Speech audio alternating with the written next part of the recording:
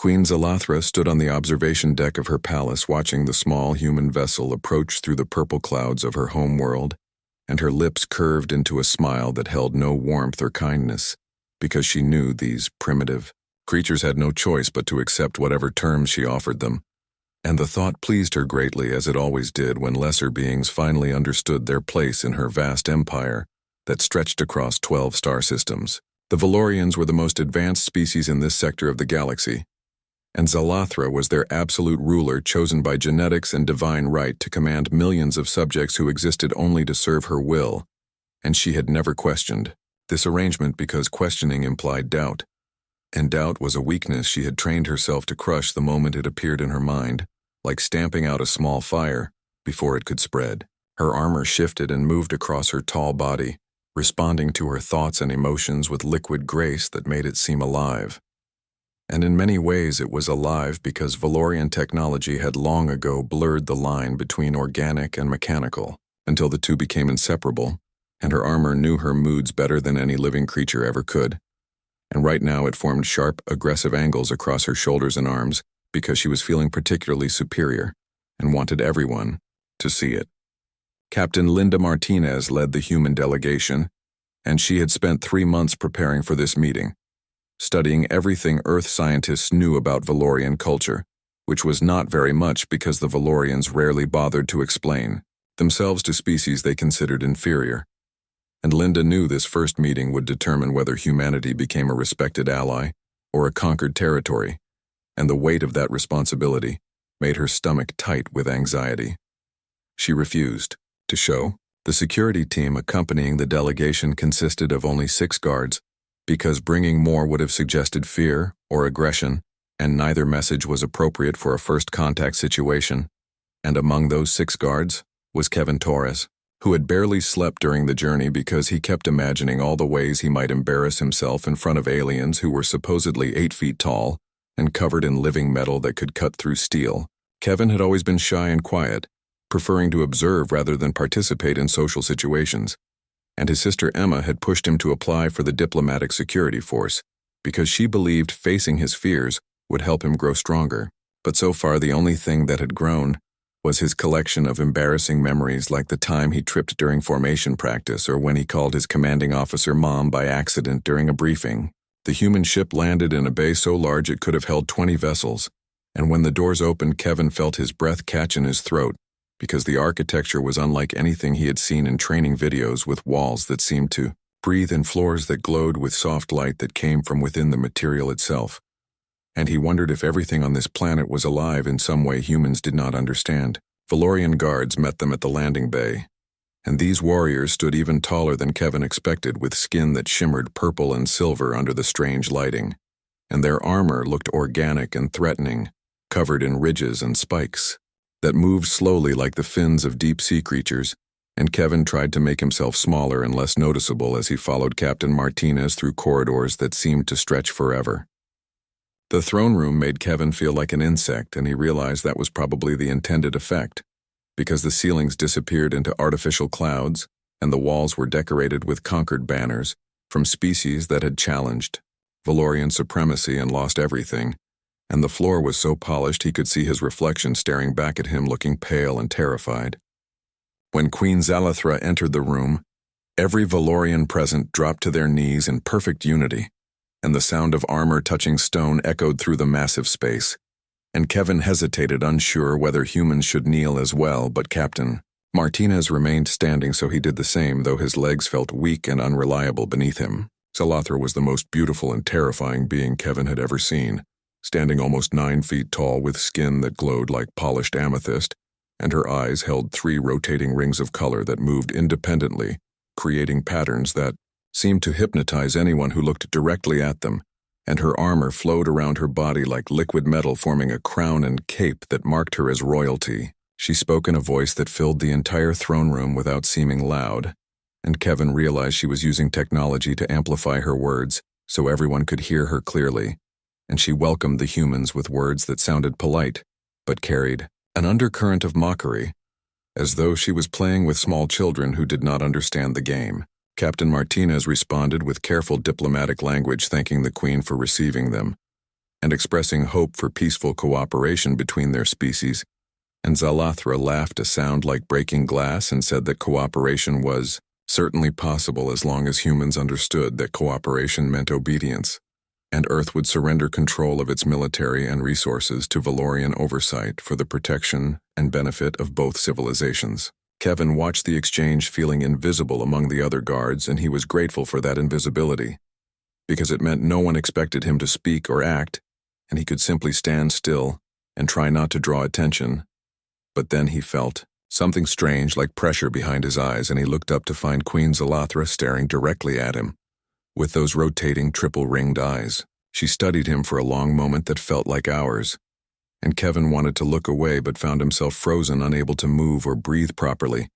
and something flickered across her face too quick for him to identify before she turned her attention back to Captain Martinez and continued outlining her demands as though nothing had happened. The meeting lasted 3 hours and accomplished nothing because Captain Martinez could not agree to surrender human sovereignty, and Zalathra refused to negotiate terms that treated humans as equals, and finally the Queen declared she needed time to consider whether to allow the delegation to return home or keep them as guests until they learned proper respect. The human delegation was escorted to guest quarters that were more luxurious than any hotel on Earth, with rooms carved from crystal that changed color based on the time of day and furniture that adjusted itself automatically to accommodate different body types, and Kevin was assigned a small chamber connected to the main suite, where Captain Martinez and the senior diplomat stayed, because junior guards did not merit private accommodations. Kevin tried to sleep that first night, but his mind kept replaying the moment when Queen Zalathra had stared at him, and he wondered what she had seen when she looked at him, and whether he had somehow offended her with his fear, because Valorians could probably sense emotions through technology. Humans did not understand, and the thought made him feel even more anxious and small. Guard duty rotation meant Kevin spent the next day standing outside the ambassador's suite,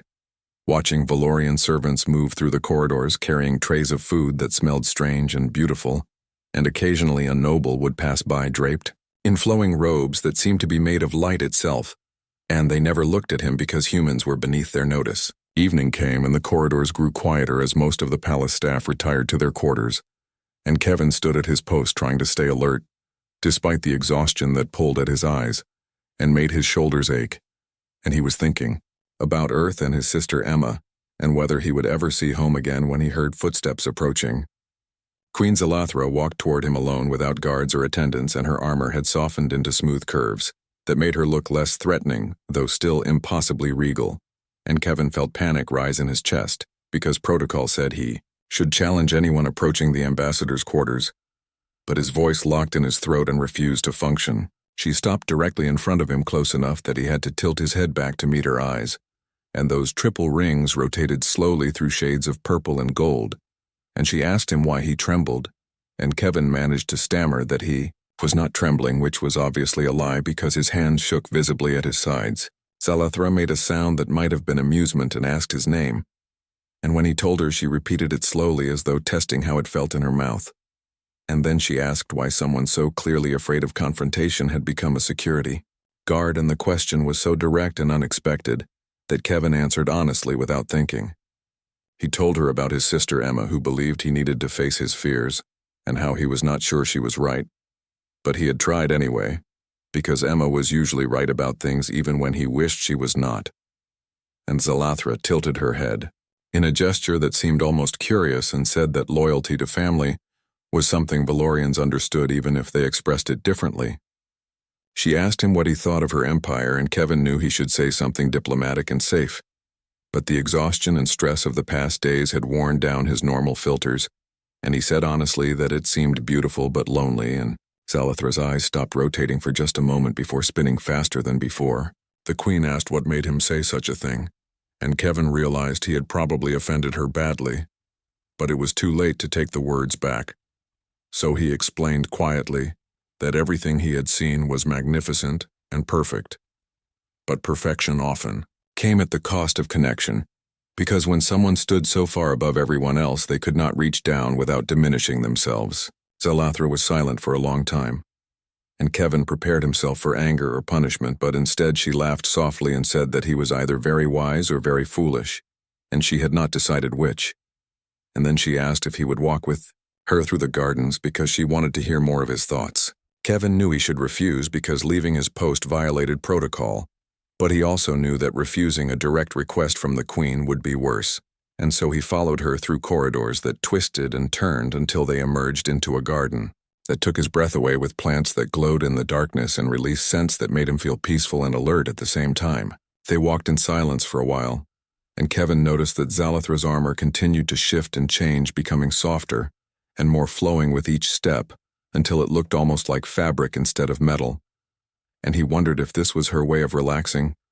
or if it meant something else entirely. She asked him about Earth, and he told her about oceans and mountains and cities filled with millions of people, all trying to find their place in the world, and she listened with an intensity that made him nervous because he was not used to anyone paying such close attention to his words. Zalathra told him that Valorian royalty were genetically designed to be superior in every measurable way, which meant she had never met anyone she considered an equal, and every relationship in her life was defined by power and duty with no room for genuine friendship or connection. And Kevin was surprised by the sadness in her voice. He asked her if that made her lonely,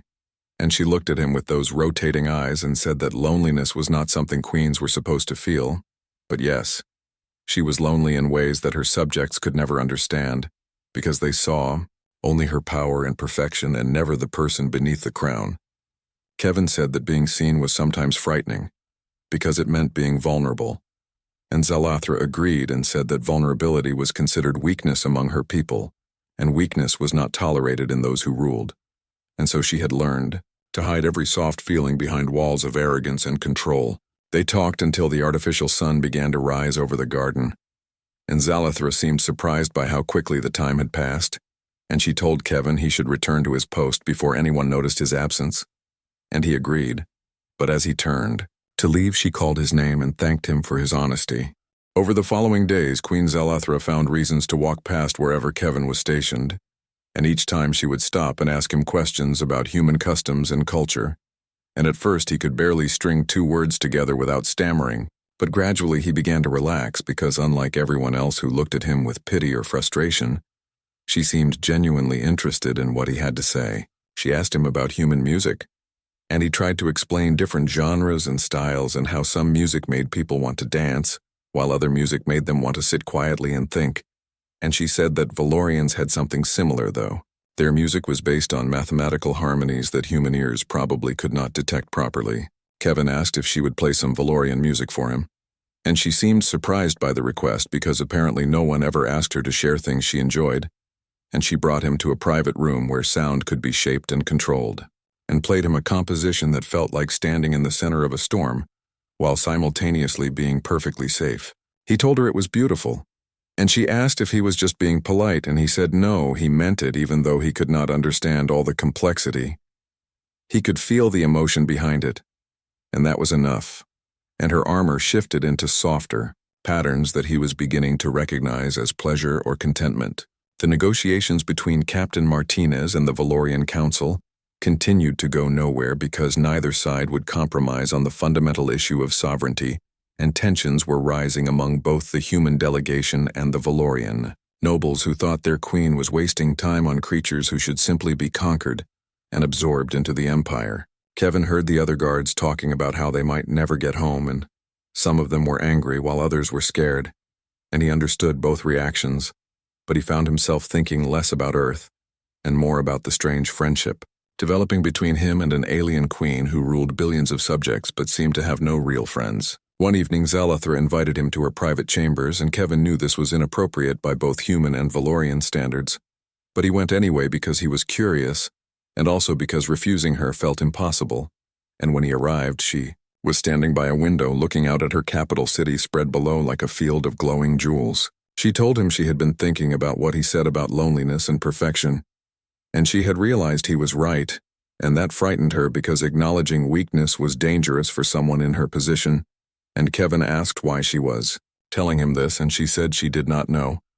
except that talking to him felt different from talking to anyone else. Kevin gathered his courage and said that maybe she was tired of performing for everyone and needed someone who would not judge her or try to use her vulnerabilities against her. And Zalathra turned to face him and said that was exactly right, and how had he understood that when her own advisors and family never had? He told her that shy people learned to watch and listen, because they could not always participate, and sometimes watching taught you things that participants missed, and she smiled in a way that made her whole face soften, and said he was far more perceptive than he gave himself credit for.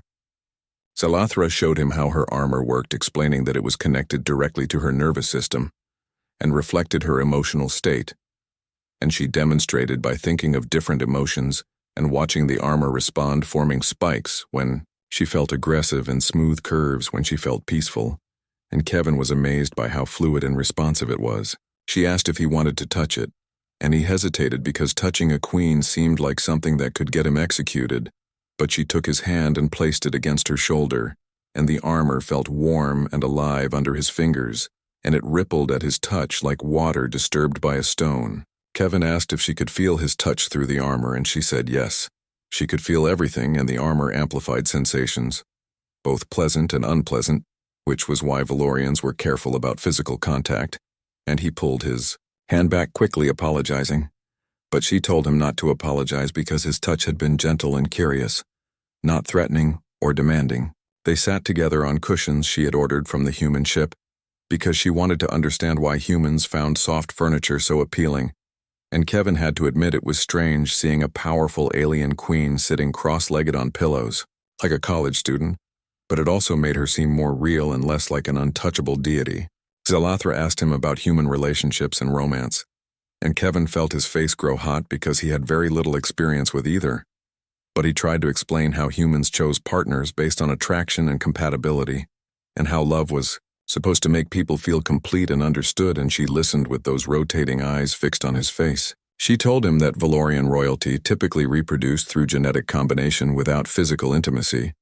because maintaining bloodline purity was more important than personal preference, and Kevin said that sounded clinical and sad, and she agreed and said she had never questioned it before, but now she wondered what she had missed. Kevin asked if she had ever been in love, and she said no, because love required vulnerability and equality, and she had neither in any of her relationships. And then she asked if he had ever been in love, and he admitted he had not because his shyness made it difficult to connect with people deeply enough for love to develop. They talked for hours about families and fears and dreams, and Zalathra told him things she had never told anyone about the pressure of being genetically perfect, and the isolation of absolute power, and how sometimes she wanted to be just a person instead of a queen, and Kevin understood because sometimes he wanted to be confident and social instead of shy and awkward. When Kevin finally returned to his quarters, he lay awake thinking about how strange it was that he felt more comfortable with an alien queen than he did with most humans, and he wondered if that meant something important, or if he was just lonely and confused and projecting feelings that were not really there. The attack came without warning during a diplomatic reception, where both Valorian nobles and human delegates had gathered to discuss minor trade agreements, and Kevin was standing near the back of the hall trying to be invisible as usual when he saw movement that did not match the pattern of servants and guests. A Valorian rebel dressed as palace staff moved toward Captain Martinez with something metallic clutched in their hand, and Kevin's training took over before his fear could stop him, and he launched himself forward, pushing the captain aside just as energy erupted from the weapon, burning through his shoulder with pain so intense he could not even scream. Everything happened very fast after that, with Valorian guards subduing the attacker, and medics rushing forward, and Kevin dimly aware that he was lying on the floor, unable to move his right arm, and someone was shouting orders, but the words sounded distant and unimportant compared to the fire spreading through his chest. Queen Zalathra appeared above him, and her face was twisted with an emotion he could not identify, and she was speaking, but he could not understand the words. And then she was lifting him impossibly gently for someone so strong and carrying him through corridors that blurred together into streams of color and light. The medical chamber was filled with technology that looked like it belonged in a fever dream, with devices that floated in the air and lights that moved with purpose and intention. And Kevin felt something cool spreading through his body, pushing back the pain and replacing it with numbness that was almost worse, because at least pain meant he was still alive. Zalathra stayed with him the entire time, holding his uninjured hand, while Valorian healers worked to repair the damage, and Kevin drifted in and out of consciousness, catching fragments of conversation about cellular regeneration and energy weapon trauma, and the Queen's unprecedented behavior. When he finally woke fully, he was in a private room, and Zalathra was sitting beside his bed, and her armor had transformed into the softest configuration he had ever seen, with no sharp edges or aggressive angles, and her eyes were rotating through colors that seemed sad and relieved at the same time. She told him he was foolish to risk his life for people who barely appreciated his existence, and he managed a weak smile and said that foolish people sometimes did the right thing by accident, and she touched his face with fingers that trembled slightly, and said he was not foolish, he was brave, and there was a difference. Kevin asked why she cared so much about what happened to him, and Zalathra was quiet for a long moment before admitting that she had developed feelings for him that were inappropriate and complicated, and probably impossible, given the vast differences between their species and positions. But the feelings existed nonetheless, and she could not pretend otherwise. He told her he had feelings for her too, though he had tried not to because it seemed ridiculous for a shy human guard to fall in love with an alien queen. But apparently his heart did not care about logic or social hierarchies, and Zalathra laughed, through what looked like tears, though he was not sure Valorians could cry. She explained that Valorian emotions were more intense than human ones, because their enhanced biology amplified everything they felt, and falling in love for a Valorian was not a gentle process, but rather an overwhelming wave that consumed rational thought, and she had been fighting it for days, trying to convince herself it was just curiosity or boredom. Kevin said he wished love could be simple and easy, but it never seemed to work that way. And Zalathra agreed and said that perhaps the difficulty was what made it valuable, because easy things were rarely worth keeping, and he thought that was probably true, even though it would be nice if the universe occasionally made things less complicated. The assassination attempt had been organized by Valorian extremists who opposed any alliance with humans, and believed their queen was being corrupted by exposure to inferior species, and the investigation revealed a conspiracy that reached into the highest levels of the Valorian government, and Zalathra was forced to spend days rooting out traitors and making examples. Kevin recovered quickly thanks to Valorian medical technology that was centuries ahead of anything Earth possessed, and when he was released from the healing chamber, he found that his relationship with Zalathra had become the subject of intense gossip among both species, and neither group was particularly supportive. Valorian nobles considered it disgraceful for their queen to show interest in a human, and they petitioned her council to forbid any further contact, and human diplomats worried that Kevin was being manipulated or coerced, and Captain Martinez had several serious conversations with him about maintaining professional boundaries. But Kevin and Zalathra ignored the controversy, because what they had found together was too precious to surrender for political convenience, and they continued meeting in private, where they could talk honestly without worrying about witnesses or consequences, and Kevin learned more about Valorian culture and biology than any human had ever known. Zalathra showed him the royal archives where the history of her species was preserved in crystals that projected three-dimensional images, and he saw the rise of the Valorian Empire from a single planet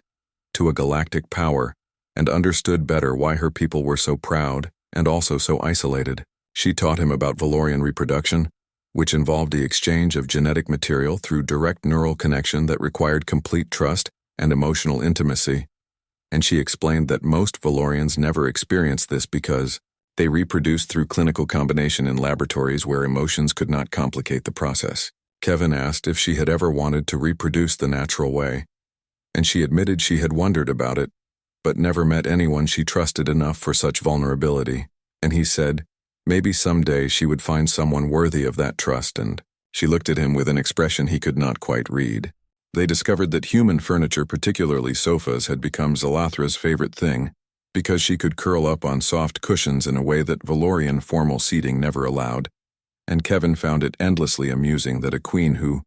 commanded star systems was delighted by something as simple as comfortable sitting arrangements. 3 months after the assassination attempt, Queen Zalathra made a decision that shocked both her council and the human delegation by proposing a treaty that gave Earth complete autonomy and protection under Valorian law in exchange for cultural exchange programs and mutual defense agreements, and when her advisors protested, she reminded them coldly that she was queen and her word was law. Captain Martinez could barely believe the terms because they were far better than anything Earth had hoped to achieve,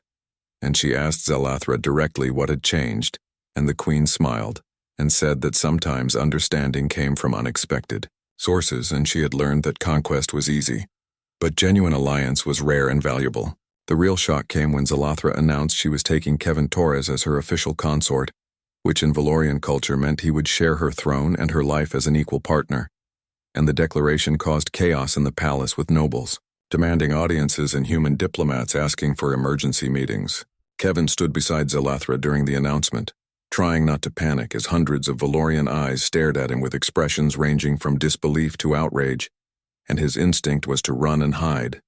But he forced himself to stay still because running would dishonor Zalathra, and he would not do that regardless of his fear. The Valorian Council formally objected, citing ancient laws about bloodline purity and genetic compatibility.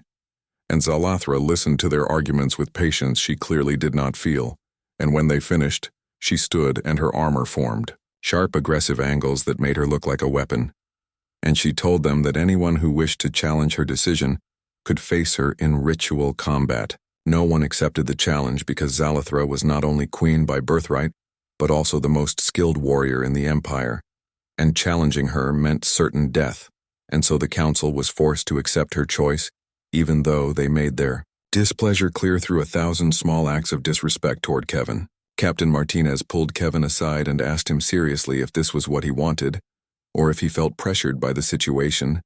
and Kevin appreciated her concern but told her honestly that he loved Zalathra and wanted to stay with her, even though it meant leaving Earth and everything familiar behind. His sister Emma sent messages from Earth begging him to reconsider and telling him he was making a mistake and throwing away his humanity for an alien who could never truly understand him. And Kevin sent back a long letter explaining that Zalathra understood him better than anyone ever had, and sometimes love meant taking risks that seemed crazy to outside observers. The human delegation returned to Earth with a treaty that exceeded their wildest expectations, and Kevin remained on Valoria as the first human to marry into alien royalty, and the news spread across Earth like wildfire, with some people calling him a hero and others calling him a traitor, and he tried not to think about either label. Zalathra began teaching him the responsibilities that came with being her consort, including how to navigate court politics and understand the complex web of alliances that held the empire together,